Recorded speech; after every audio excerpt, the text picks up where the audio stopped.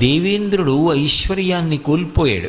కోల్పోయిన తరువాత తాను పడినటువంటి కష్టాలకి తానే పశ్చాత్తాపాన్ని పొంది తిరిగి మళ్ళీ లక్ష్మీదేవి యొక్క అనుగ్రహం పొందడానికి కావలసినటువంటి విధానాన్ని తెలుసుకోవడానికి చతుర్ముఖ బ్రహ్మగారిని ఆశ్రయించాడు. ఆయన సృష్టికర్త. మీరు ఎప్పుడైనా పౌరాణిక వాంగ్మయం చూస్తే మీకు ఒక విషయం కనపడుతుంది. ఏదైనా సమస్య ఏర్పడితే మొట్టమొదట అందరూ కూడా బ్రహ్మగారి దగ్గరికి వెడతారు. ఆయన ఒక మార్గాన్ని చూపిస్తాడు. ఇదిగో మీరు ఇలా వెళ్ళండి అని చెప్తూ ఉంటాడు. సృష్టికర్త అంటే ఈ లోకములను సృజించినటువంటి వాడు. అలాగే మన ఇంటికి కూడా ఓ పెద్ద ఉంటారు. ఒక సమస్య ఏర్పడినప్పుడు ఆ ఇంటి పెద్దని ఆశ్రయించి వారు ఇచ్చినటువంటి మార్గదర్శనంలో మనం ప్రవర్తించగలగాలి. అది గుణములను కలిగి ఉండుట అంటే. వారి మాట మీద ఒక విశ్వాసం, వారి మాట మీద ఒక గౌరవాన్ని ఉంచడం, వారికి పెద్దరికాన్ని ఇవ్వడం. అంతేకాని వయస్సుని దృష్టిలో పెట్టుకుని కేవలం ఏదో యాంత్రికంగా ఒక నమస్కారం చేసి వారి మాట తిరస్కరించడం కాదు. వారు అనుభవంతో చెప్పినటువంటి మాటకి ఒక ప్రాధాన్యత ఇచ్చి పరిశీలించగలిగినటువంటి అధ్యవసాయంతో కూడుకున్నటువంటి బుద్ధిని కలిగి ఉండేటటువంటి స్థితికి వినయము అని పేరు. అటువంటి స్థితిని పొందాలి. అందుకే బ్రహ్మగారిని వెళ్ళి అడుగుతారు. బ్రహ్మగారు శ్రీ మహావిష్ణువుని ఆశ్రయించమన్నారు. వాళ్ళందరూ శ్రీ మహావిష్ణువుని స్తోత్రం చేశారు. మీరు జాగ్రత్తగా గమనిస్తే అనేక సందర్భాలలో అసలు శ్రీ మహావిష్ణువు దర్శనమివ్వరు, ఆయన స్తోత్రం చేశారు. మీరు జాగ్రత్తగా గమనిస్తే అనేక సందర్భాలలో అసలు శ్రీ మహావిష్ణువు దర్శనమివ్వరు, ఆయన వాక్కు వినపడుతుందంతే. ఈ సందర్భంలో ఆయన ఒక మాట చెప్పారు. పోగొట్టుకున్నటువంటి లక్ష్మిని తిరిగి పొందాలి అంటే క్షీరసాగర మథనం చెయ్యాలి. ఆ క్షీరసాగర మథనం చెయ్యాలి అంటే దానికి కొన్ని సంభారములు కావాలి. ఆ పాల సముద్రంలోకి పట్టుకెళ్ళి అనేకమైనటువంటి లతలు, ఓషధులు మొదలైనటువంటి వాటిని నింపాలి. తర్వాత మందర పర్వతాన్ని కవ్వంగా చేసుకోవాలి. వాసుకుని తీసుకొచ్చి తాడుగా చుట్టాలి. ఈ ప్రక్రియలో నేను మీకు సహాయపడతాను. ఈశ్వరుడి యొక్క సహాయం లేకుండా అసలు ఏ కార్యమూ నెరవేరదు. ఇది బాగా జ్ఞాపకం పెట్టుకోవలసినటువంటి విషయం. లక్ష్మీ కటాక్షం కావాలి అని కోరుకునేటటువంటి వ్యక్తి కేవలము తన యొక్క సమర్థత చేత తాను ఒక కార్యాన్ని చాలా కష్టపడి నిర్వహిస్తే ఫలితం వచ్చేస్తుంది అనేటటువంటి మాటకి సనాతన ధర్మంలో ప్రామాణికత లేదు. అందుకే సుందరకాండలో సీతమ్మ కూడా ఒక మాట చెప్తుంది. కచ్చిదాశాస్తి దేవానాం ప్రసాదం పార్థివాత్మజ కచ్చిత్ పురుషకారంచ దైవంచ ప్రతిపద్యతే అంటుంది. పురుషకారమునకు దైవము యొక్క సహాయము తోడు కావాలి. నేను నా వంతు ప్రయత్నం నేను చెయ్యాలి. కానీ ప్రయత్నం చేసేటప్పుడు ఒక్కటి జ్ఞాపకం పెట్టుకోవాలి. 99 పాళ్ల నా ప్రయత్నానికి ఒక్క పాళ్ళు భగవంతుని యొక్క అనుగ్రహం కలిసి రాకపోతే ఆ కార్యము నెరవేరదు. అందుకే భగవద్భక్తి అనేటటువంటి మాటకి అంత విశేష ప్రాధాన్యత ఉంటుంది. ఈశ్వరుడు ఉన్నాడు అని నమ్మి ఆయన మీద భారం ఉంచి కార్యక్రమాన్ని నెరవేర్చడానికి కావలసినటువంటి సమర్థతని నాకు ఇవ్వడంతో పాటుగా అది ఫలవంతమయ్యేటట్టుగా చెయ్యగలిగిన శక్తి నీ చేతులలో ఉంది అని నమ్మి ఈశ్వరుడికి నమస్కరించడం పరిపూర్ణమైనటువంటి భక్తి. అందుకే మీకు నేను తోడుగా ఉంటాను అన్నారు శ్రీ మహావిష్ణువు. అందుకే క్షీరసాగర మథనంలో ఎప్పుడెప్పుడు వైక్లభ్యములు ఏర్పడతాయో అప్పుడప్పుడు ఆయన వచ్చి ఆదుకుంటారు. ఒకప్పుడు ఆ మందర పర్వతం పాలసముద్రంలోకి దిగిపోతోంది. ఆదికూర్మ వచ్చి ఆదికూర్మమై వచ్చి నిలబడ్డారు. తీరా అమృతోత్పాదనమైన తరువాత అమృతాన్ని రాక్షసులు పొందబోయారు. మోహినీ స్వరూపంలో వచ్చి దేవతలకు అందేటట్టు చేశారు. మనం ఈశ్వరుణ్ణి నమ్మి ప్రయత్నాన్ని ప్రారంభం చేస్తే ఆ ప్రయత్నంలో మన చేయి దాటి జరిగేటటువంటి పరిణామాలని ఈశ్వరుడు దిద్దుతాడు. దిద్ది దాన్ని ఫలవంతం చేస్తాడు. అందుకే వారు ఆ స్వామి చెప్పినటువంటి మాట యందు పరిపూర్ణమైన విశ్వాసంతో క్షీరసాగర మథనాన్ని ప్రారంభం చేశారు. ఆ పాలవిల్లి లోపల అప్పటికప్పటికి మందరాగము తిరుగన్ చెప్పిడిదేమున్నది అజుని చెవులు చిందరగునియన్ అన్నారు. ఆ మందర పర్వతాన్ని పాలసముద్రంలోకి దించి వాసుకుని చుట్టి ఆ క్షీరసాగర మథనం చేస్తుంటే వచ్చినటువంటి చప్పుట్ట ఎంత భయంకరంగా ఉందంటే ఆఖరికి సమాధి స్థితిలో ఉండి సృష్టి చేసేటటువంటి చతుర్ముఖ బ్రహ్మగారి చెవులు కూడా గింగురుమన్నాయిట. ఆ పాలవెల్లి లోపల అప్పటికప్పటికి మందరాగము తిరిగెన్ చప్పుడు నిండెన జాండము చెప్పిడిదే మజుని చెవులు చిందరగునియన్. బ్రహ్మాండమంతా కూడా చర్ చస్ అనేటటువంటి చప్పుళ్లతో నిండిపోయింది. మొట్టమొదట హాలాహలం వచ్చింది. ఆ హాలాహలాన్ని పరమేశ్వరుడు పుచ్చుకున్నాడు. హాలాహలం తర్వాత ఒక్కొక్కటి దివ్యమైనటువంటి వస్తువులు ఉత్పాదనమయ్యాయి. ఒక్కొక్క దాన్ని ఒక్కొక్కరు పంచుకున్నారు. అలా ఆ క్షీరసాగర మథనం జరుగుతుండగా అకస్మాత్తుగా అందులోంచి లక్ష్మీదేవి ఆవిర్భవించింది. ఆ ఆవిర్భవించేటటువంటి స్థితిలో ఆ తల్లి లోకములనన్నిటినీ కూడా అనుగ్రహించడం కోసం వచ్చినటువంటి తల్లి కదూ. అందుకని అసలు ఆవిడ క్షీరసాగరంలోంచి పైకి పద్మంలోంచి ఆవిర్భవిస్తుంటే ఆవిడ పైకి వస్తున్నప్పుడే తల దగ్గర నుంచి కదు కనపడుతుంది. పాల సముద్రంలోంచి పైకి వస్తోంది అంటే మనకి లలితాదేవి యొక్క ఆవిర్భావ సమయంలో ఎలా అయితే తల దగ్గర నుంచి పాదాల వరకు చెప్తారో అలాగే లక్ష్మీదేవి కూడా పాల సముద్రంలోంచి పైకి తేలినప్పుడు తల దగ్గర నుంచి ఆ పద్మములో కూర్చున్నటువంటి తల్లి యొక్క పాదముల వరకు దర్శనం. అందులో అసలు ఆవిడ పైకి వస్తుంటేనే ఎంత వైభవంగా తల్లి పైకొచ్చింది అంటే తొలకారు మెరుగుకైవడి. ఆ తొలకరి ప్రారంభమయ్యేటటువంటి సమయంలో ఆకాశంలో వచ్చేటటువంటి మెరుపు సౌదామిని అంటాం. ఆ సౌదామిని ఆ మెరుపు మొట్టమొదట వస్తుంది, కంటిని ఆకర్షిస్తుంది. మెరుపుకుండేటటువంటి లక్షణం ఏమిటి అంటే అది ఎక్కడ ఉండనివ్వండి తళుక్కుమని మెరిస్తే కంటికి ఆ మెరుపు తగిలి ఒక్కసారి అందరూ దాని వంక చూస్తారు. లక్ష్మీదేవి వంక చూడడం కూడా అలాగే ఉంటుంది. లోకమంతా ఆమె కటాక్షం కోసం. అందుకే తొలకారు మెరుగుకైవడి తలతలమని మేమి మెరయ ధగధగమనుచున్. ఆ తల్లి చూపుల కలుములలీనుచు. అలాగే చెలువంబులు మొదట పుట్ట మొదటి టెంకి సిరి పుట్టెన్రుపా అంటారు పోతన గారు భాగవతంలో క్షీరసాగర మథనఘట్టాన్ని వర్ణిస్తూ. తలతలమని మేని మెరయ ధగధగమనుచున్. అంతా కూడా కాంతులే చెప్తారు. దీంట్లో మీరు బాగా గమనించవలసిన విషయం ఏమిటంటే లక్ష్మీదేవి యొక్క వైభవాన్ని ఎక్కడ చెప్పినా సరే మెరుపు తీగతో చెప్తారు. ఎందుకని మెరుపు తీగతో చెప్తారు అంటే అన్నిటిలోకి తొందరగా కంటిని ఆకర్షించేది ఏది అంటే మెరుపు. చీకటిగా ఉందనుకోండి, చీకట్లో సౌదామిని విద్యుల్లత ఒక మెరుపు మెరిసిందనుకోండి మబ్బు మీద, ఆ మెరుపు మెరవగానే ఎటువైపు నుంచి ఆ మెరుపు మెరిసిందో అటువైపుకి ఆ కాంతి కంటిని లాగుతుంది. ఆవిడ కూడా ఒక మెరుపు తీగలా ఉంటుంది. ఆ మెరుపు తీగ ఒక్కసారి అలా తటిల్లత వెలిగిందనుకోండి లోకమంతా కూడా వెలుగులో కనపడుతుంది. లక్ష్మీదేవి లోకముల వంక చూసేటటువంటి స్థితి అలా ఉంటుంది. ఆవిడ కన్ను విప్పి ఒక్కసారి చూసిందనుకోండి ఆ చూపుల చేత లోకములన్నీ బ్రతుకుతాయి, చైతన్యాన్ని నింపుకుంటాయి. అంతటి గొప్ప స్థితిలో చూపిస్తుంది. అందుకే పోతన గారు ఆ చిన్న పద్యం అంతా కూడా మెరుపులతోటే తీసుకెళ్ళారు. తొలకారు మెరుగుకైవడి తలతలమని మేను మెరయ ధగధగమనుచున్. ఆవిడ శరీరం అంతా కూడా తళుక్కని మెరిసిపోతోంది, ధగధగమంటోంది. రెండు కాంతికి సంబంధించినటువంటి విశేషాలే.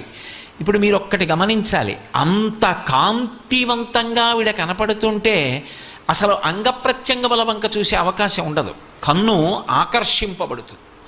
అది లక్ష్మి అని పిలవబడడానికి కారణం అది. ఆవిడ లోకములనన్నిటినీ చూస్తుంది, అందరూ ఆవిడ వంక చూస్తారు. ఆవిడ చూపుల కోసం సమస్త జగత్ తహతహలాడుతుంది. ఆవిడ క్రీగంటి చూపు పడితే చాలని. అందుకే లలితాదేవి ఆవిర్భావంలో చెప్పినట్టుగా తల నుంచి పాదముల వరకు వర్ణించారు, మొత్తం ఒక కాంతి పుంజం కింద చెప్పారంతే. అందుకే తలతలమని మేను మెరయ ధగధగమనుచున్. కలుముల నీనటి చూపుల, ఆ చూపులకున్నటువంటి వైభవం అది. లక్ష్మీదేవి యొక్క అనుగ్రహము అన్న మాటకు అర్థమేమిటి? కేవలం ఆవిడ ఒక్క చూపు చూస్తుంది ప్రసన్నంగా. ఆవిడ చూపు ఎక్కడ పడుతుందో అక్కడ పడిన ఉత్తర క్షణంలో ఇక అలా ఇలా ఉండదు. ఇక ఐశ్వర్యం, అది ఉత్సాహం కానివ్వండి, సంతోషం కానివ్వండి, పూనిక కానివ్వండి, అక్కడ ఉండేటటువంటి సంపద కానివ్వండి, అవన్నీ కూడా అంత పుష్కళత్వాన్ని పొందుతాయి, అంత సంతోషంగా ఉంటుంది. అందుకే ఆవిడ చూపులలోంచే అంతటి అనుగ్రహ ప్రసరణం చేసింది. అందుకే ఐశ్వర్యం ఎక్కడి నుంచి ఇస్తుంది అంటే ఆమె యొక్క చేతిలోంచి ఇస్తుంది అని చెప్పడం సాధ్యం కాదు. అందుకే లక్ష్మీ కటాక్షము అంటూ ఉంటారు. ఆవిడ చూపు పడితే చాలు, ఒక్కసారి అలా ప్రసన్నంగా చూసిందా ఇక అక్కడ ఎంత ఐశ్వర్యం ఏర్పడుతుంది అనేటటువంటి దాని గురించి చెప్పడం ఎవరికీ సాధ్యం కాదు. అయితే మీరు ఒక్క విషయం జ్ఞాపకం పెట్టుకోవాలి. నేను ఐశ్వర్యము ఐశ్వర్యము ఐశ్వర్యము అన్న మాట వాడుతున్నప్పుడు కేవలము నేను సంపద గురించి మాట్లాడుతున్నాను అని మీరు అనుకోకూడదు. కేవలం ధనం ఒక్కదాని గురించి నేను మాట్లాడటం లేదు. శ్రీ సూక్తం అలా మాట్లాడలేదు.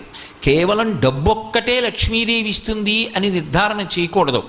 లక్ష్మి అంటే జీవితాన్ని పండించగలిగినటువంటి శక్తి. ఆవిడ ఇది ఇస్తుంది ఇది ఇవ్వదు అని ఉండదు.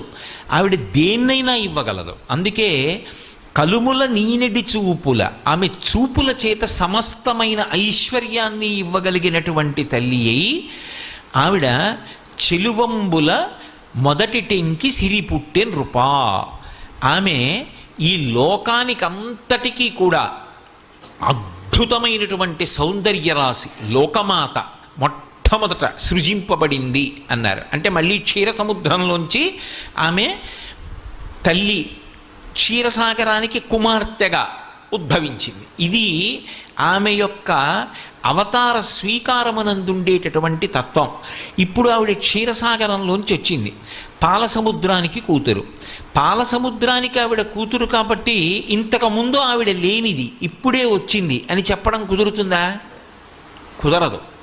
ఆమె ఇంతకుముందు కూడా ఉంది, ఇంతకు ముందు ఉన్నది, అప్పుడు ఉన్నది, ఎప్పుడూ ఉంటుంది. కానీ ఇందులో ఒక పెద్ద రహస్యం మాత్రం ఉంటుంది.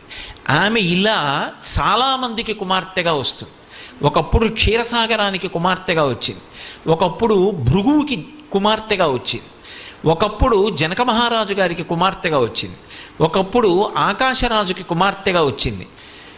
అసలు యథార్థంగా చెప్పాలంటే ఎవరి ఇంట ఆడపిల్ల పుట్టినా లక్ష్మియే వస్తోంది అని గుర్తు. ఎందుకో తెలుసా? ఆడపిల్ల వస్తోంది అంటే చాలామంది ఆడది ఆడపిల్ల అన్న మాట వాడితే ఏదో తక్కువ అనుకుంటారు.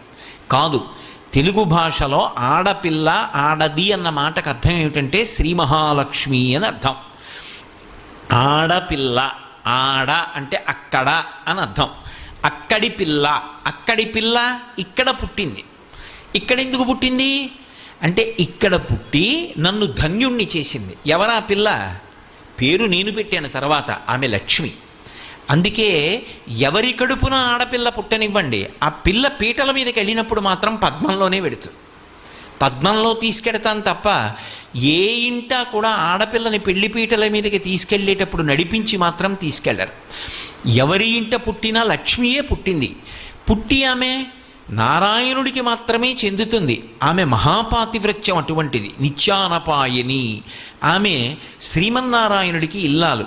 ఆ నారాయణుడు ఎక్కడో ఆవిర్భవించి ఉన్నాడు, పెండ్లి కుమారుడు. అందుకే వయసులో మామగారు పెండ్లి కుమారుడి కన్నా పెద్దవాడైనా పిల్లనిచ్చేటప్పుడు లక్ష్మిని నారాయణునికి ఇస్తున్నానని కాళ్ళు కడిగి తీర్థాన్ని పుచ్చుకుంటాడు.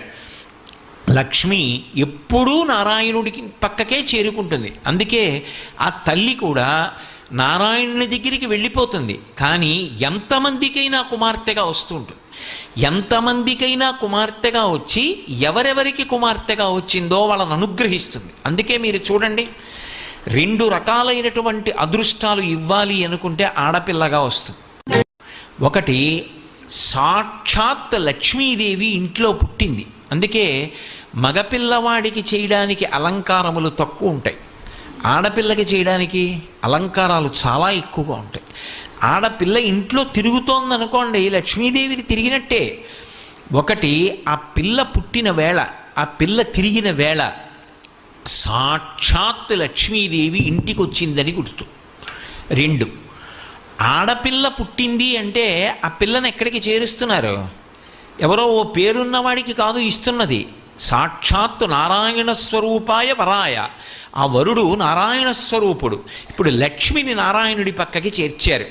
ఆ చేర్చిన కారణం చేత ఏమైంది? దశ పూర్వేషాం దశాపరేషాం, 10 తరాలు నా తర్వాత వచ్చేవి, 10 తరాలు నా ముందున్నవి, నేను ఒక తరం, 21 తరాలు ఉద్ధరింపబడ్డారు, ఉన్నత లోకాలకి వెళ్ళారు. ఏది మగపిల్లవాడి విషయంలో చూపించండి అలా ప్రమాణం. అలా చేయగలడా? సాధ్యం కాదు. అమ్మవారు అనుగ్రహిస్తే ఆ తల్లి వీళ్ళని నేను విశేషమైనటువంటి ఫలితము చేత సత్కరించాలనుకుంటున్నాను అనుకుంటే ఆడపిల్లగా వస్తుంది. అందుకే ఆడది ఆడపిల్ల ఈ మాటలు తక్కువతనమని ఎవడనుకున్నాడో నాకు అర్థం కాదు. అంతకన్నా గొప్ప మాట లోకంలో ఇంకోటి ఉండదు. ఆడపిల్ల అంటే నారాయణుని సొత్తు, శ్రీ మహాలక్ష్మి అని దానికి అర్థం. కాబట్టి ఇప్పుడు ఆ పిల్ల ఇక్కడ పుట్టింది, అక్కడికి వెళ్ళింది, ఇప్పుడు ఇక్కడ వంశాన్ని వదిలేసింది, ఇంటి పేరు వదిలేసింది, ఇక్కడ ఉన్నవారిని విడిచిపెట్టేసింది, భర్త చెయ్యి పట్టుకుని వెళ్ళిపోయింది. ఇప్పుడు ఆమె అక్కడ మహాపతివ్రత అయి ప్రవర్తించింది. ఎవరు తరిస్తారు? అంటే కేవలము అత్తవారు కాదు, ఆ పిల్ల నడవడి చేత 2 వంశములు తరిస్తాయి. పుట్టింటివారు మెట్టినింటివారు 2 వంశాలు తరిస్తాయి. అది మగపల్లవాడి విషయం అయితే వాడు ఎక్కడ పుట్టాడో ఆ వంశం తరిస్తుంది. కానీ ఆడపిల్ల 2 వంశాలని తరింపజేస్తుంది. అందుకే అసలు ఆడపిల్ల వచ్చింది అంటే లక్ష్మీదేవే వచ్చింది. అందుకే శ్రీరామాయణంలో వాల్మీకి మహర్షి ఒక చమత్కారం చేయించారు. జనక మహారాజు గారు కన్యాదానం చేస్తున్నప్పుడు ఇయం సీత మమ సుత సహధర్మచరీతవా ప్రతీచ్ఛ చైనాం భద్రం తే పాణిం గృహ్ణీష్వ పాణిన పతివ్రత మహాభాగా ఛాయేవాను గతా సదా అన్నారు. మమ సుత దగ్గర నుంచి మీరు చూడండి, పేరు సీత. సీత అంటే నాగటి చాలుకు పుట్టింది, ఆవిడ పెట్టుకుంది పేరు. నిజానికి ఆ పుట్టిన పిల్ల లక్ష్మి. సీత లక్ష్మీవాచకం. నా ఇంట బిడ్డ పుట్టినా కూడా ఆడపిల్ల పుడితే ఆమె ఇయం సీత మమసుత, నాకు కూతురుగా వచ్చింది. ఎందుకని? నాకు అనుగ్రహాన్ని ఇవ్వాలనుకుంది. ఆడపిల్ల ఇంటికి వచ్చింది అంటే లక్ష్మీదేవి ఇంటికి వచ్చినట్టే. అందుకే మీరు వేదంలో ఉన్నటువంటి మంత్రాల తాత్పర్యాన్ని గమనిస్తే ఒక పిల్లవాడికి పెళ్ళయింది అంటే అతని ఐశ్వర్యమంతా ఎవరిది అంటే అతనిది కాదు, ఇల్లాలు అంటారు. ఆ ఇంటి యొక్క గృహిణికి చెందుతుంది. అందుకే ఒకప్పుడు దేవేంద్రుడు లక్ష్మీదేవిని దర్శనం చేసి స్తోత్రం చేశాడు. చేసినప్పుడు ఆవిడ నేను ఎక్కడెక్కడ ఉంటానో తెలుసా అని తాను ఎన్ని చోట్ల ఎన్ని రూపాలతో ఉంటుందో చూపించింది. చూపించినప్పుడు కైలాసే పార్వతీత్వంచ క్షీరోధే సింధుకన్యక స్వర్గే చ స్వర్గలక్ష్మిస్త్వం మర్త్యలక్ష్మిశ్చ భూతలే వైకుంఠే చ మహాలక్ష్మి దేవదేవీ సరస్వతి గంగా చ తులసీత్వంచ సావిత్రి బ్రహ్మలోకగా కృష్ణ ప్రాణాధిదేవీత్వం గోలుకే రాధికా స్వయం రాసే రాసేశ్వరీత్వంచ బృందా బృందావని కృష్ణప్రియాత్వం భాండీరే చంద్రా చందనకాననే విరజా చంపకవనే శతశృంగే చ సుందరి పద్మావతి పద్మవనే మాలతీ మాలతీవనే కదంబమాలాత్వం దేవీ కదంబ కాననీపి చ రాజ్యలక్ష్మీ రాజగేహే గృహలక్ష్మీ గృహే గృహే ఇత్యుక్త్వా దేవతాః సర్వే మనయో మనవస్తథా రుర్దుర్నవదనా శుష్కకంఠో తాలుకాః ఇతి లక్ష్మీస్తవం పుణ్యం సర్వదేవైః కృతం శుభం ఎప్పటేత్ ప్రాతురుద్ధాయ సవైః సర్వం లభేత్రువం అభార్యో లభతే భార్యాం వినీతాం వసుతాం సతీం సుశీలాం సుందరీం రమ్యాం అతిసుప్రియవాదినీం పుత్రపౌత్రవతీం శుద్ధాం కులజాం కోమలాం వరాం అపుత్రో లభతే పుత్రం వైష్ణవం చిరజీవినం పరమైశ్వర్యయుక్తం చ విద్యావంతం యశస్వినం భ్రష్టరాజ్యో లభేద్రాజ్యం భ్రష్టశ్రీ లభతే శ్రియం అని దానికి ఫలశ్రుతి కూడా చెప్పాడు ఇంద్రుడు. ఈ స్తోత్రం లక్ష్మిని ఉద్దేశించి చదివింది కాబట్టి పెళ్లి కాని మగపిల్లలు ఎవరైనా ఈ స్తోత్రాన్ని నియమంగా అమ్మవారి దగ్గర చదివితే అతనికి భార్యగా ఎవరు రావాలి? ఎక్కడో లక్ష్మీదేవి పుట్టివాడు నారాయణుడు కావాలి. కాబట్టి ఎటువంటి పిల్ల భార్యగా వస్తుంది అంటే ఆమె సుశీలాం సుందరీం రమ్యాం అతిసుప్రియవాదినీం పుత్ర పౌత్రవతీం శుద్ధాం కులజాం కోమలాం వరాం. ఆమె సుశీల, మంచి నడవడి కలిగినటువంటిది, చక్కగా మాట్లాడేటటువంటిది, పుత్రుల్ని పౌత్రుల్ని పొందేది, ఆ భర్త యొక్క ఆయుర్దాయాన్ని నిలబెట్టగలిగినటువంటి నడవడి కలిగినటువంటిది, మహాపతివ్రత. అటువంటి స్త్రీ భార్యగా లభిస్తుంది. లక్ష్మీదేవి యొక్క స్తోత్రము అంత గొప్పదిగా వర్ణింపబడింది. అందులో ఆ తల్లి దర్శనమిచ్చింది. నేను ఎక్కడ ఉంటాను అంటే కైలాసే పార్వతీత్వంచ క్షీరోధే సింధుకన్యక. కైలాసంలో పార్వతీదేవిగా, వైకుంఠంలో లక్ష్మీదేవిగా, బ్రహ్మలోకంలో సరస్వతిగా, ఒక మహారాజు గారి దగ్గర రాజ్యలక్ష్మిగా, ప్రతి ఇంటి ఇల్లాలు గృహలక్ష్మి అయినప్పుడు ఐశ్వర్యమంతా ఎవరిది? ఆమెది. అందుకే ఇల్లు అన్న మాటకు అర్థం ఏమిటంటే ఇటకలతో కట్టినది ఇల్లు కాదు. ఇల్లు అన్న మాటకు అర్థం ఏమిటంటే గృహిణి, గృహముచ్యతే. గృహము అని ఎప్పుడు పిలుస్తారంటే దాని యందు ఇల్లాలు ఉన్నంత కాలమే గృహము. పురుషుడు ఎంత బడలిపోనివ్వండి, ఆమె నవ్వుతూ పిలిచి ఒక్క పాత్రతో కాస్త పళ్ళరసం ఇచ్చిందనుకోండి సేద తీరుతాడు. ఆమె ఒక్క నవ్వు నవ్విందనుకోండి సేద తీరుతాడు. ఆమె ఒక మాట మాట్లాడితే సేద తీరుతాడు. ఎంత ఐశ్వర్యం ఉండనివ్వండి, ఎన్ని కోట్లు ఉండనివ్వండి, ఆమె వెళ్ళిపోయిన తరువాత ఆ ఇంట్లోకి వెళ్ళినటువంటి పురుషుడికి ఏ మనశ్శాంతి ఉంటుంది? గృహము అంటే మేడ కాదు, భార్యయే గృహము. అందుకే గృహలక్ష్మి గృహే గృహే. లక్ష్మీదేవి దర్శనం ఎక్కడవుతుంది అంటే చాలా తేలిక. దర్శనం చెయ్యాలన్న కోరిక ఉండాలి, కానీ నా భార్య లక్ష్మీస్వరూపయే, నా పక్కింటి వారి భార్య సాక్షాత్ లక్ష్మి, ఆ భావన నీకు ఉండాలి. కానీ ఆ భావన చాలు నీకు లక్ష్మీ కటాక్షం కలగడానికి హేతు అవుతుంది. దేశానికి అరిష్టం ఎప్పుడు పట్టుకుంటుంది అంటే కనపడినటువంటి ప్రతి ఇల్లాలి వంక కూడా చూడకూడని చూపు చూస్తే అది దోషభూయిష్టం అవుతుంది. ప్రతి ఇల్లాలిని కూడా లక్ష్మీ స్వరూపగా చూడగలిగినటువంటి విశాల హృదయం ఉంటే, అటువంటి పవిత్రమైన దృక్కులు కలిగి ఉంటే, దాని చేత దేశమంతా కూడా లక్ష్మీ కటాక్షంతో వర్ధిల్లుతుంది. సిద్ధలక్ష్మి. ఒక సంకల్పం మొదలైతే సంకల్పము కార్యము పూర్తయింది అన్న స్థితికి మధ్యలో ఎన్నో ఒడిదుడుకులు ఉంటాయి. ఒక సభ నిర్వహించాలి అనుకున్నారనుకోండి, మొట్టమొదటి సంతోషం 3 రోజులు ఉపన్యాసాలు వస్తానన్నారు అని. కానీ తీరా మొదలెట్టిన తర్వాత ఆకాశం వంక చూస్తూ భయం, వాతావరణం వంక చూస్తూ భయం, చలి ఎక్కువగా ఉంటుందేమోనని భయం, ఎన్నో రకాల భయాలు. 3 రోజులు అయిపోయాక అబ్బా ఎంత బాగా జరిగిందో అన్న సంతోషం, అప్పుడు సిద్ధి పొందాం. ఈ సిద్ధి వరకు వెళ్ళి ఆఖరణ అమ్మయ్యా అని ఇలా గుండెల మీద చెయ్యేసుకుని తేలికగా ఊపిరి తీయాలంటే ఆ వెనక సంకల్ప బలాన్ని శక్తిని ఇవ్వగలిగిన తల్లి ఎవరో ఆమె ఆ లక్ష్మియే. అది మొదట లేకుండా అసలు ఎలా నడుస్తావు ముందుకి జీవితంలో? నేను డాక్టర్ అవ్వాలండి, మంచిదే సంకల్పం. డాక్టర్ అవ్వడానికి నువ్వు లేచింది ఎప్పుడు, చదివింది ఎప్పుడు అనుకుంటే అవుతావా? డాక్టర్ అవ్వడానికి కావలసిన క్రమశిక్షణ నీకుందా? నేను ఒక గొప్ప విద్వాంసుణ్ణి కావాలండి, నువ్వు చదివింది ఎప్పుడు, చదవగలవా? ఇది కార్యసాధనకు కావలసినటువంటి విభూతిని ఆ తల్లి అనుగ్రహించి సంకల్పము కార్యముగా పూర్తయినది అని నిలబెట్టడానికి కావలసిన విభూతిని అనుగ్రహించగలిగిన తల్లి సిద్ధలక్ష్మి. మోక్షలక్ష్మి. మోక్షలక్ష్మి అంటే సాధారణంగా మోక్షం ఎక్కడ చెప్తాం? చిట్ట చివర చెప్తాం, ధర్మార్థ కామ మోక్షములు అంటాం. మరి రెండో లక్ష్మి మోక్షలక్ష్మి ఎందుకయింది అంటే మోక్షము అంటే విడుదల.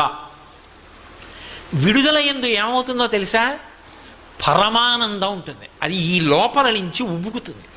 నేను మీకు ఒక ఉదాహరణ చెప్పాలంటే, ఒక గొప్ప విగ్రహం చెక్కాలనుకున్నాడు ఒక ఆయన, గజలక్ష్మిని చెక్కాలనుకున్నాడు. దానికి తగిన రాయి దొరకాలి, వెతకాలా? అది ఎటువంటి రాయి అయి ఉండాలి? పొడారిపోకూడదు, కొన్ని వందల సంవత్సరములు నీటిలో నానిపోయిన రాయి అయి ఉండాలి. అటువంటి రాయి వెతికి మోకులు కట్టి నీరు తగ్గిపోయినప్పుడు వెతికి పట్టి తీసుకొచ్చి ఒడ్డుకు లాగారు. లాగిన తర్వాత అది పెద్ద శిల. మీరు ఎప్పుడైనా చూశారో లేదో శిల్పం చెక్కేటప్పుడు రాయి రాయి అంతా ఎక్కి కూర్చుంటారు శిల్పులు. కూర్చుని రకరకాలైనటువంటి ఆ పరిమాణంలో ఉన్నటువంటి ఉలులు పెట్టి సుత్తులు పెట్టి కొడతారు. పెచ్చులు ఊడిపోవడం మొదలెడుతుంది. ఆఖరణ కళ్ళు చెక్కుతారు. చెక్కేటప్పుడు ప్రధాన శిల్పి కొబ్బరికాయ కొట్టి ఎంతో జాగ్రత్తగా చెక్కుతాడు. ఇప్పుడు అద్భుతమైనటువంటి గజలక్ష్మి మూర్తి వచ్చింది. ఇప్పుడు ఆ గజలక్ష్మి మూర్తి వచ్చేసి తీసుకెళ్ళి అధివాసాలు అయిపోయి, ధాన్యాధివాసం, శయ్యాధివాసం, పుష్పాధివాసం అన్నీ చేసేశారు. ప్రతిష్ఠ చేసేశారు. అమ్మవారికి బట్ట కట్టారు. ఇప్పుడు ఆ దేవాలయానికి వెళ్ళి ఆ శిల్పి చూశాడు. అయ్యా మీరే కదా చెక్కారు, రండి మీకు ఇవాళ పంచల షాప్ పెడతాం అన్నారు. గుడికి వెళ్ళాడు. తాను ఆ శిల మీద ఎక్కి కూర్చుని చెక్కాడు. ఇప్పుడు ఇలా చూశాడు. ఇలా చూసి అబ్బా చాలు, ఎంత బాగా వచ్చింది రామూర్తి అన్నాడు. సిద్ధలక్ష్మి, కార్యం పూర్తయింది. ఇప్పుడు మీరు పిలిచి, ఏమయ్యా అంతా చాలా బాగా చెక్కావు కానీ కొంచెం జాగ్రత్తగా చూడు, ఈ కంటి చివర చిన్న కందిబద్దంత రాయి ఉబికి ఉండిపోయింది, ఒక్కసారి నిచ్చెన ఇస్తాం ఎక్కి కొట్టే ఉలితో అన్నారనుకోండి, చెంపలు వేసుకుని మహాపరాధం. ఆ తల్లి కదా అందామండి, తప్పు, అలా కొట్టకూడదు, ఎక్కడ కనపడుతోందండి అంటాడు. తప్ప కొట్టడి. అయిపోయింది, విడుదలైపోయాడు. విగ్రహం చెక్కడం నుంచి విడుదలైపోయాడు. మోక్షం అంటే విడుదల. ఇక దాన్ని ముట్టుకోడు. అది పూజకే తప్ప దాన్ని ఇక మళ్ళీ ఇంకా చేయడంలో ప్రక్రియ అన్న మాట ఉండదు. విడుదలైపోయాడు దాంట్లోంచి. విడుదలైపోయాడు అంటే ఇక దాన్ని గురించి మనసు ఆలోచిస్తే ఆనందము ఉద్భుతమవుతుంది తప్ప ఎన్నాళ్ళు కష్టపడ్డాను రా, ఎంతమంది ఇన్ని పత్రికల్లో వస్తోంది దాని గురించి, ఇన్ని టీవీ ఛానల్స్ చూపిస్తున్నాయి, ఎంతమంది వచ్చి ఇంటర్వ్యూ తీసుకున్నారు, ఎలా చెక్కారు ఆ మూర్తిని ఎలా చెక్కారని. ఇప్పుడు విడుదలైపోయాడు. విడుదలైపోయి ఆనందం పొందుతున్నాడు. ఈ ఆనందం పొందాలంటే విడుదల కావాలి. అంటే ఇక దాని జోలికి వెళ్ళక్కర్లేదు. ఆ స్థితి నాకు కావాలి. నేను ఏ సంకల్పంతో మొదలుపెట్టినా ఆ స్థితికి ఎదగగలగాలి. అమ్మా నువ్వమ్మా చేయించావు, ఇలా నాతో ఎన్నో చేయించమ్మా అని నమస్కారం పెట్టి ఆనంద భాష్పాలతో వెళ్ళిపోవాలి. అది మోక్షలక్ష్మి. అందుకే సిద్ధలక్ష్మి, మోక్షలక్ష్మి, జయలక్ష్మి.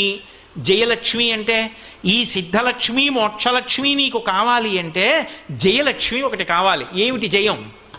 జయం ఎప్పుడు వస్తుంది? ఎదురొడ్డి నిలబడితే. ఎదురొడ్డి నిలబడిన వాడికి జయం అన్న మాట ఎక్కడుంది? ఎదురొడ్డి నిలబడినప్పుడు క్లేశం కలుగుతుంది, ఓ కష్టం వస్తుంది. ఆ కష్టాన్ని తట్టుకోవడానికి వ్యూహాన్ని నిర్మాణం చెయ్యాలి. నేను అంటున్న మాటలు మీరు చాలా జాగ్రత్తగా పట్టుకోవలసిమండి. అకస్మాత్తుగా రాత్రికి రాత్రి కోట చుట్టూ శత్రు సైన్యం మోహరించింది. ఇంత శత్రు సైన్యం మోహరిస్తే ఈ శత్రు సైన్యాన్ని అంతటిని ఎలా ఎదుర్కోవడం? ముందు ఆలోచన రావాలి. ఇంకేమీ యుద్ధం చేస్తామండి, అయిపోయింది కోట, సొరంగాల్లోంచి పారిపోదాం ఎక్కడికో అక్కడికి, ఇంకా అయిపోయింది మన బతుకున్నారనుకోండి, ఇంకేమిటి? ఒకప్పుడు తల్లికోట యుద్ధం జరిగింది. తల్లికోట యుద్ధం జరిగితే నదికి యూతల వైపు రామరాయల వారి సైన్యం మోహరించింది. నదికి యూతల వైపు రామరాయల వారి సైన్యం మోహరించింది. అవతల వైపు శత్రు సైన్యం మోహరించింది. అపజయం ఎరిగినటువంటి విజయనగర సామ్రాజ్యం ఇంత పెద్ద సైన్యం ఎట్టి పరిస్థితుల్లో గెలవలేదు. కానీ శత్రువీరులు ఆలోచించారు, రామరాయల దగ్గర ఇంత శత్రు సైన్యం ఉంటే గెలవలేము, ఏం చెయ్యాలనుకున్నారు. రాత్రి యువతల సైన్యానికి తెలియకుండా 10 కాగడాల చప్పున వెలిగించి ఎద్దుబళ్ళకు కట్టి ఎద్దుబళ్ళనన్నింటినీ కూడా దిగువకు వదిలిపెట్టేశారు. కొన్ని 100 బళ్ళు కాగడాలు కట్టుకుని వెళ్ళిపోయి. అది ఎలా ఉందంటే ఎక్కడ ఎద్దుల్ని తోలుతున్న చప్పుడు చేయలేదు. ఎద్దు బళ్ళు నడిచి వెళ్ళిపోయి చీకట్లో అలవాటు వాడికి వెళ్ళిపోతాయి. మీరు ఇప్పటికీ పట్టణాల్లో సంతకొచ్చి ఎద్దుబండి వెళ్ళిపోతుంటే ఆ ఎద్దుబండి నడిపేవాడు నిద్రపోతుంటాడు, అది పల్లెటూరు వెళ్ళిపోతుంది.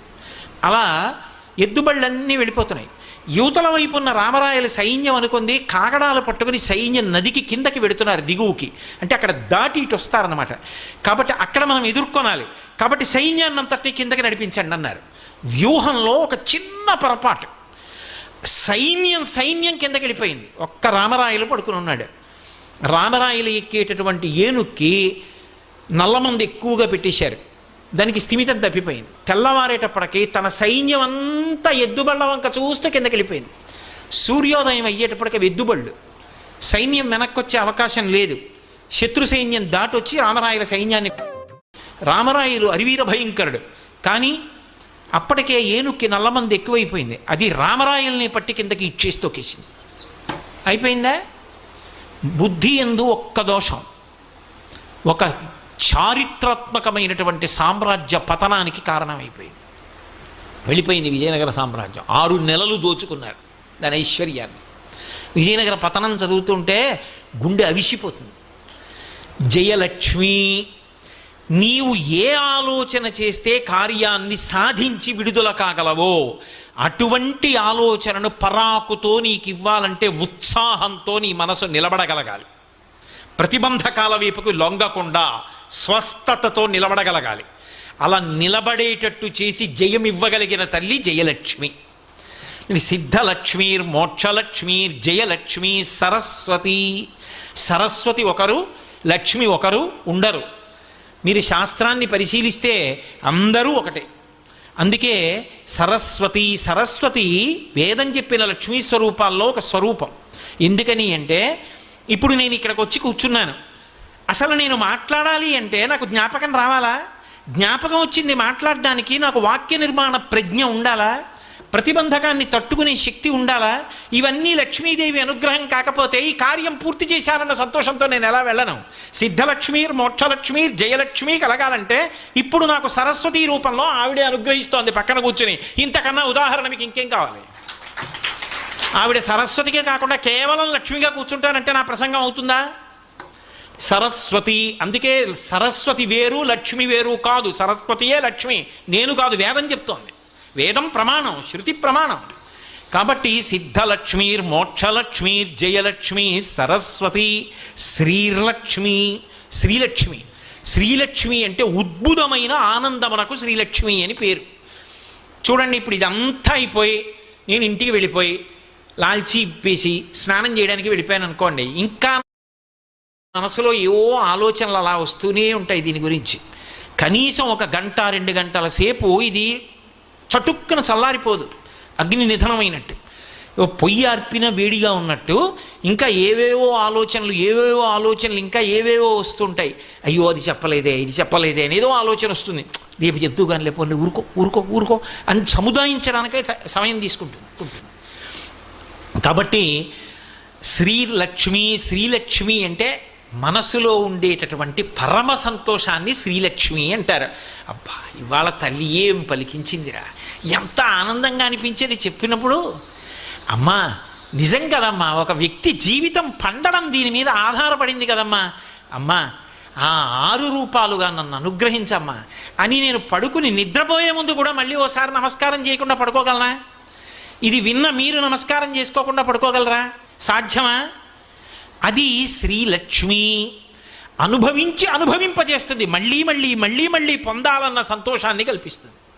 కాబట్టి సిద్ధలక్ష్మీర్ మోక్షలక్ష్మీర్ జయలక్ష్మి సరస్వతి శ్రీలక్ష్మీర్ వరలక్ష్మీశ్చ. వర అన్న శబ్దానికి అర్థం ఏంటంటే శ్రేష్టము అని. అన్నీ ఎందులోకి వెళ్ళిపోతాయో దాన్ని వరలక్ష్మి అంటారు. ఇప్పుడు ఈ లక్ష్మీ స్వరూపాలు ఇవి. ఇప్పుడు నేను వేదం 6 చెప్పింది అని 6 చెప్పాను. అవి 6 అనుకుంటారా మీ ఇష్టం. కాదు, అష్టలక్ష్మీ దేవాలయం 8 అనుకుంటారా మీ ఇష్టం. ఒక తల్లి పిల్లలతో వస్తోంది అనుకోండి, ఆమె లక్ష్మి కాదు. ఒక పిల్లవాడు ఒక పిల్లని చేపట్టాడు వివాహంలో. దేనికి చేపట్టాడు? ధర్మ ప్రజాపత్యర్థం. నా కామాన్ని ధర్మంతో ముడివేసి నా తేజస్సుని యందు నిక్షేపిస్తాను, నా వంశం నిలబడాలి, నాకు నీ వలన సంతానము కావాలి అని కోరుకున్నాడు. ఆయన కోరుకున్నాడు, తప్పకుండా మీకు 10 మంది సంతానాన్ని కనిస్తాను అని చెప్పి ఆమె అంది. వాళ్ళిద్దరి మనసుల్లో ఆ కోరికుంది. ఆమెకి మనసారా కోరికుంది ఆయన తన వలన తండ్రి కావాలి అని. ఆయనకి ఈమె వలన నేను ధర్మ సంతానాన్ని పొందాలి కోరికుంది. వాళ్ళిద్దరికీ ఉంటే సరిపోతుందా? ఆమె పిల్లలతో నడిచొస్తోంది అంటే ఆ రోజున వివాహంలో ఇంతమంది అక్షతలు వేసి చేసిన ఆశీర్వచనాలు నిజమయ్యాయి. లక్ష్మిగా నడుస్తోంది సంతానంతో. అప్పుడు సంతాన లక్ష్మిగా కూడా చేరిందిగా. అప్పుడు మీరు ఎంతమంది లక్ష్ములు అంటున్నారన్న దాంతో నాకు సంబంధం లేదు. ఎంతమంది అయినా లక్ష్ములే, ఆఖరికి లేదు. ఎంతమంది అయినా లక్ష్ములే, ఆఖరికి కాయలతో ఉన్న మామిడి చెట్టు కూడా లక్ష్మి. మీరు పేరు పెట్టుకోగలిగితే. కాబట్టి ప్రధానంగా అనుగ్రహ శక్తులుగా ఎన్ని రకాలైన లక్ష్మీ కటాక్షాలు ఉన్నాయో అన్ని కటాక్షాలు శ్రేష్టత్వము చేత వరలక్ష్మి యందు అన్వయమైపోతాయి. అంటే చివరికి వరలక్ష్మిని చెప్తారు, మోక్షలక్ష్మిని చివరికి మధ్యలోకి తెస్తారు. ఎందుకంటే ఆ సంతోషం దగ్గరికి పూర్తి చెయ్యాలి. కాబట్టి లక్ష్మీ కటాక్షం చెప్పినప్పుడు మాత్రం సిద్ధలక్ష్మి పక్కకే మోక్షలక్ష్మి వచ్చింది. అది వేదం యొక్క హృదయం. అది నేను మీరు కాదు చెప్పింది, అది చెప్పింది పరమేశ్వరుడు.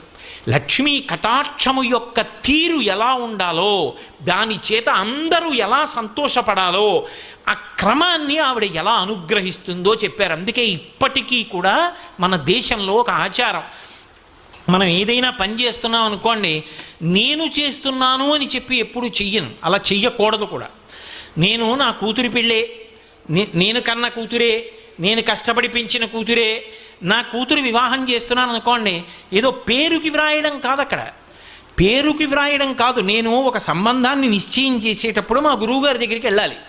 మా గురువుగారి పాదాల దగ్గర కూర్చొని, గురువుగారు ఇదండి వాళ్ళ వంశం, వాళ్ళకి పిల్లనిద్దాం అనుకుంటున్నాను గురువుగారు, సంతోషంగా ఉంటుందిరా, ముందుకు వెళ్ళు అని మీరు అన్నారా, శుభం భూయాత్ అని మీ నోటితో అంటే ముందుకెడతా గురువుగారు అన్నాను అనుకోండి, మా గురువుగారు పక పక పక పక అని విషయో రక్షతో, నీకేం పర్వాలేదురా నాయన ముందుకెళ్ళు, సంతోషంగా ఉంటుందిరా పిల్ల అనొక్క మాట అన్నారనుకోండి, చాలు అంగరక్ష, నాకు నా కూతురికి అంగరక్ష.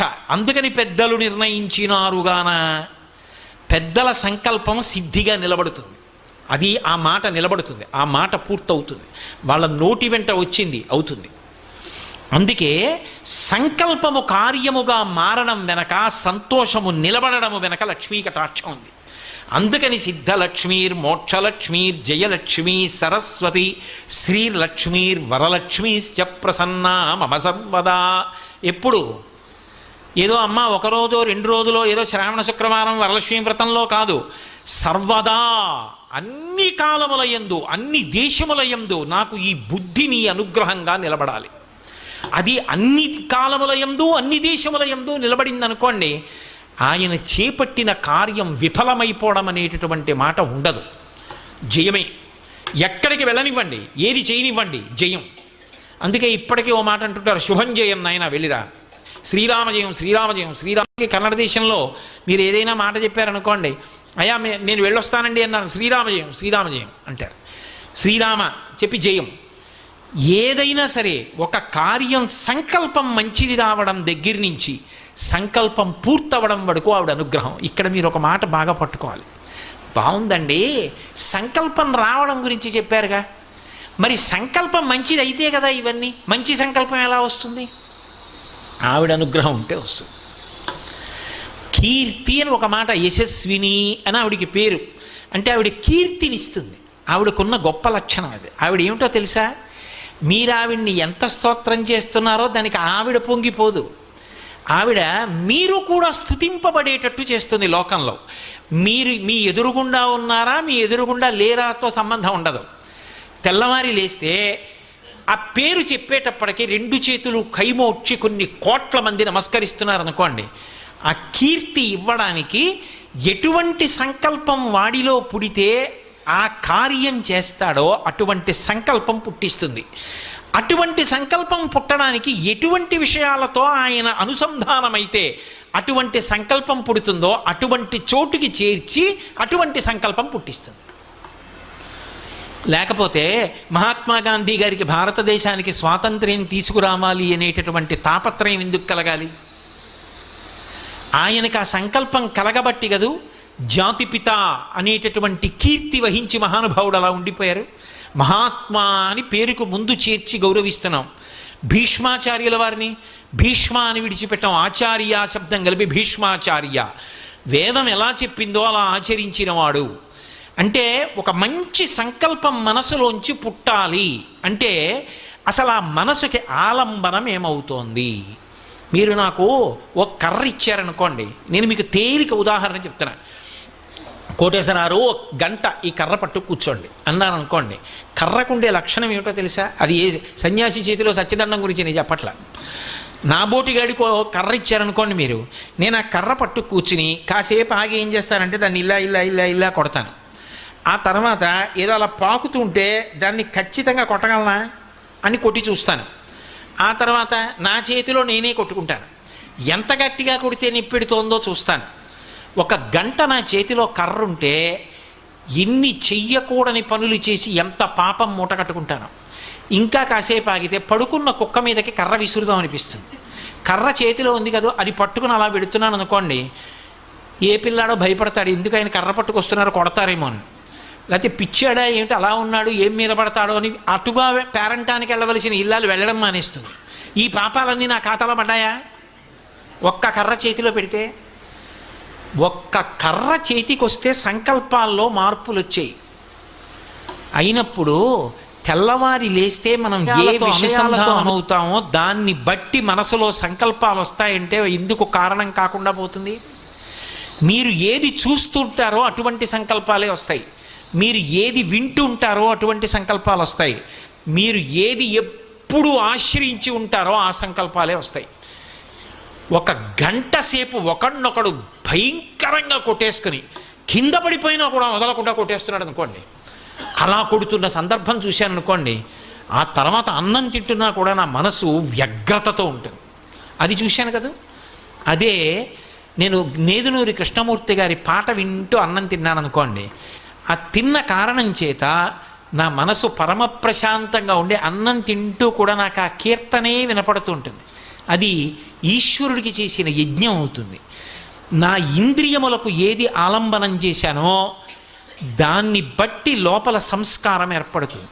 నేను చూడకూడంది చూస్తూ, వినకూడంది వింటూ, ముట్టుకోకూడంది ముట్టుకుంటూ, తినకూడంది తింటూ, ఇవన్నీ చేస్తూ మంచి సంకల్పం నా మనసులోంచి రావాలంటే ఎలా వస్తుంది? ఒక్కనాటికి రాదు. నిద్రగన్నేరు విత్తనాలు వేసాడు, నిద్రగన్నేరు చెట్లే వస్తాయి. మామిడి టెంకలు వేసాడు, మామిడి చెట్లే వస్తాయి. నువ్వు ఏ విషయంతో అనుసంధానమయ్యావో దానికి సంబంధించిన సంకల్పాలు వస్తాయి. మంచి సంకల్పాలు రావాలి అంటే మంచి విషయాలతో అనుసంధానం అవ్వాలి. అంటే ఏదో ఒక మంచి వస్తువు పట్ల నీకు ఆకర్షణ కలగాలి. నేను ఎలాగైనా సంగీతం నేర్చుకోవాలండి అన్న ఉత్సాహం నీకు కలగాలి. ఎంత కష్టపడని ఒక్క గంట సాధన చేయకుండా నువ్వు పడుకోలేవు. ఎందుకని అంటే ఆ సాధన చేసుకోవడంలో నీకు తృప్తి ఉంది. ఎంత కష్టపడని ఒక గంట సేపు పూజ చేయకపోతే సంతోషం లేదు.